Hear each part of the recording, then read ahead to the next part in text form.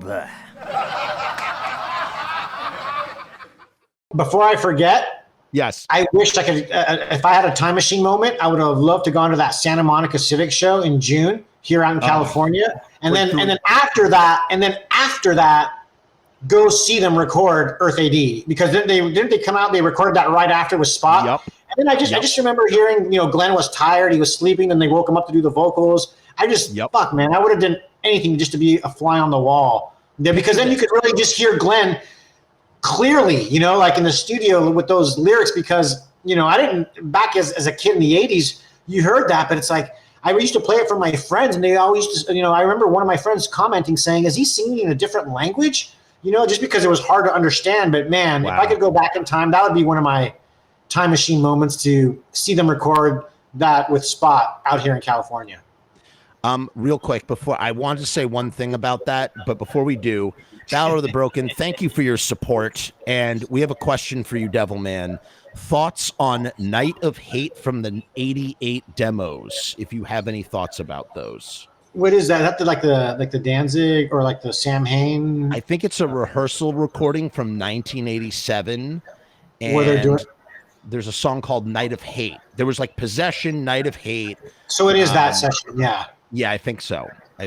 So I don't know if you're familiar. Well, as a fan, I remember in the late 80s trading tapes, and I got that, and Danzig 1 had just come out. So by listening to those, I was like, son of a bitch, this is fucking rad to hear. And then obviously that one song, whatever, or one of those songs from that Night of Hate, it always kind of reminded me of, it didn't sound like the Cult, but it kind of reminded me like that riff, or I don't know, just kind of, because that one of those songs wasn't released, but that whole demo session to me was fucking.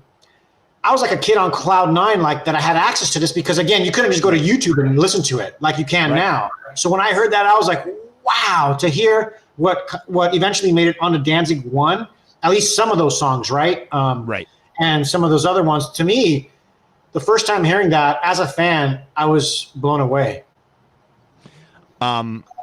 Yeah, I mean, that's the magic. That is the magic of that time, where you kind of like, it captures your imagination. You're hearing these things and you're going like, holy crap. Like, and another misinformation too. It's mislabeled, or you don't know what, like, where it came from, or, the information's not right, or the titles are not right. It's crazy.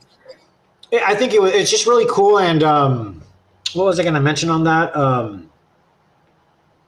What Glenn would always call, because, some of those, it almost sounds like maybe he doesn't have full lyrics, but sometimes he would just kind of go along with it and do like what he calls, I guess, scratch vocals, just to put something in place to see how it would sound. And then eventually he would, update the lyrics or change them or what have you. But that's why when I listened to those, I was like, wow, this is fantastic. So hopefully that answers the question. But yeah, that was a pretty surreal moment the first time I heard that on a cassette tape back in the 80s. I think Possession is different too, a little bit. And I know that, there are, for instance, if you've heard the first Samhain show, which was in March of 84, right? Yeah. He is singing way different lyrics for a bunch of those songs. Oh, yeah. Yeah. Because here's the thing. They're tracking. They started tracking in January of 1984. Erie joins on bass in January of 1984. They go into real platinum with Babaleka. They're tracking Samhain Initium, and they finished tracking by May. The first show was in March, and they go on that radio station to promote it. You've heard that interview, that recording, whatever. Yeah. And the lyrics on Samhain are different. The lyrics on, I think, The Shift and Macabre different. I want to say the one that stands out was He Who Cannot Be Named was a little bit different. Yeah. But I know what you mean. And Glenn's playing guitar. It's interesting. It's really fascinating to me. We have another question. How do you interpret the lyrics? Thank you for your support, Ballad of the Broken. How do you interpret the lyrics of Theme for a Jackal? We've thought it was about Ted Kennedy, just a general esoteric allegory, etc. So do you have any thoughts about this, Devilman? I don't know. I never really thought about that deep, other than Yeah, I don't know. I don't know if I have an opinion on that, but that's an interesting one. I love those lyrics, right? I don't know. The only thing that really stands out to me on that one was his dead daughter in the river. Dead daughter in the river, gained by her liver. liver. Yep. Yeah, I don't know. That just to me that's when I think of Theme of a Jackal. You know, I'm like, that's wild. Especially that he's saying something so fucking like brutal, but it sounds kind of nice. You know, so I don't know. So as far as the theme, I'm not really sure. That's an interesting one. Thanks for sharing that. But I don't know if I necessarily have one. Those early Misfits songs, he thanks Bukowski on the back of Cough Cool. He is so clearly like trying, and again, as I always say, I don't actually know, all conjecture. It really seems like a lot of the lyrics are trying to emulate Bukowski poetry in a way, or that he talks about it. He says it in the interview too, the Pusset interview, where he's like, there's always been one, it's Bukowski. You know, and you can hear it in his songwriting or his lyric writing, at least in the early Misfits. And that's why that stuff comes out the way that it does. And it's friggin' phenomenal. I could see that. That makes sense. You know, I agree that is phenomenal. That's why I'm really happy not only that Legacy came out, but obviously the Static Age, right? You know, because that's another thing that blew me away because it sounded so clear, you know, and even hearing those like the little studio outtakes after, I was like, wow, that to me was surreal as well. I was like, son of a bitch. Again, another time where you'd like to, have a time machine, go through a black hole, bend time, and go back to that spot and just be a fucking fly on the wall. Apparently he sat down. He sat down when he did his lyrics, from my understanding. He was not standing when he would sing those Static Age songs. Oh, really? I don't know why that. I wouldn't know. I don't know why that sounds familiar, but usually when I've seen Glenn in the studio, he's usually standing doing lyrics. But who knows? Because that sounds familiar for some reason. Well, listen, I guess you would know better than me, but that's something that I had heard. But to go back to Earth A.D. for a minute, because you were talking about what to be a fly on the wall.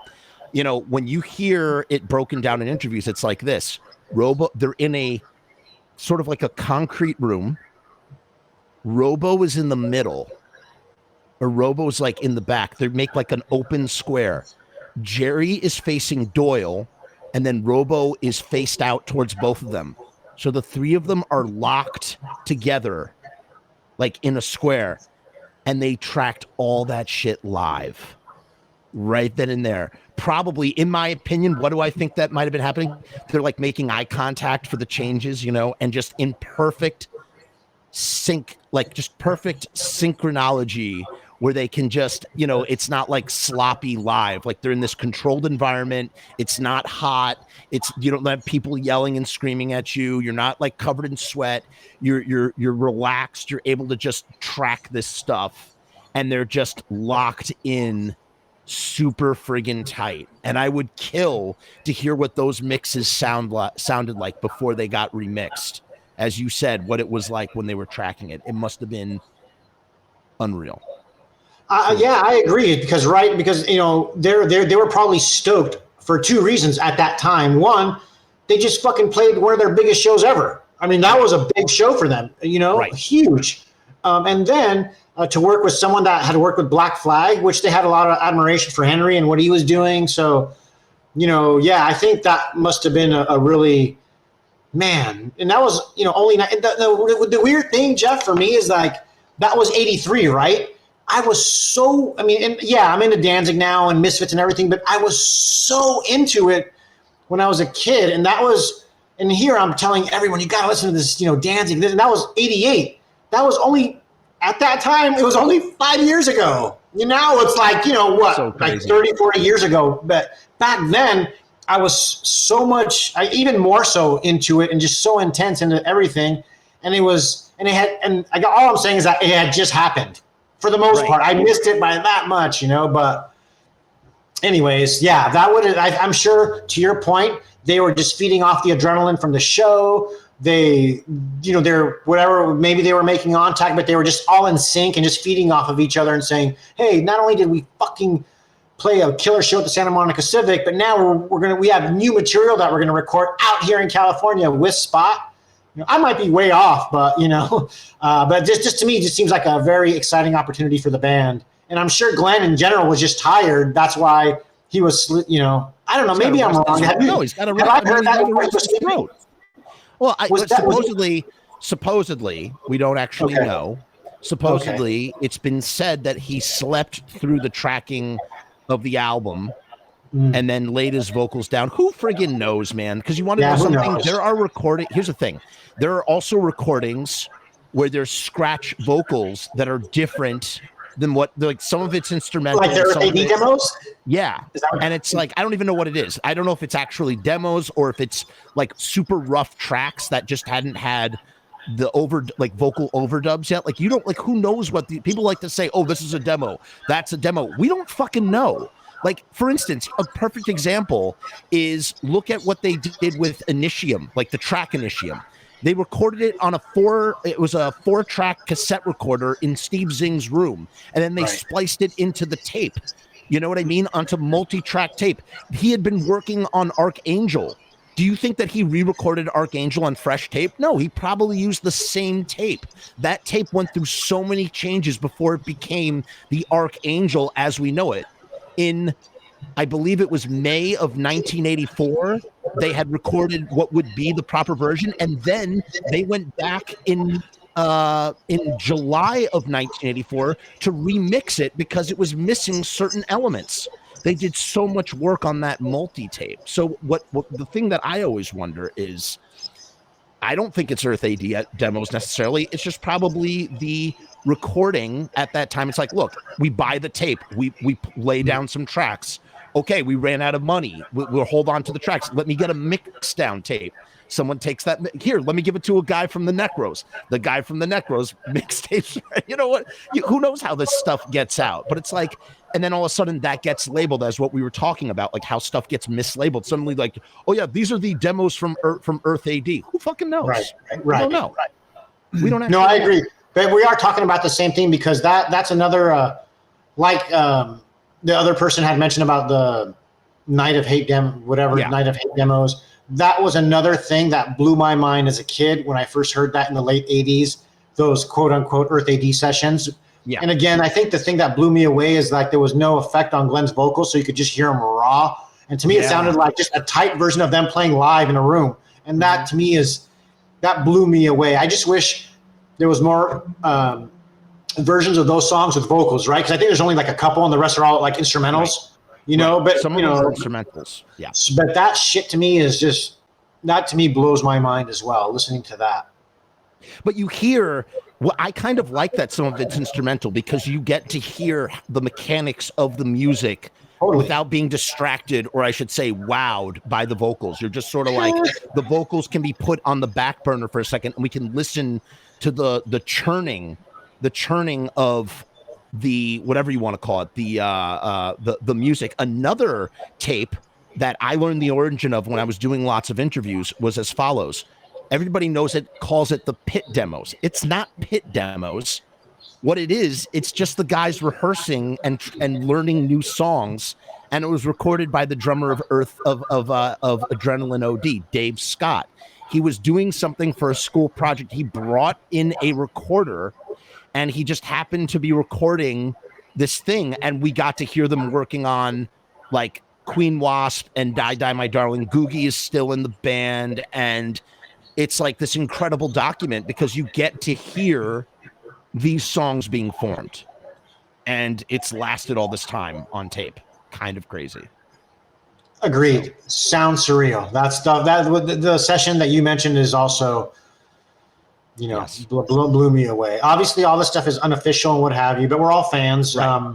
I'm not here to promote it, but just listening to it for the first time, I was like, wow. Right. Precisely.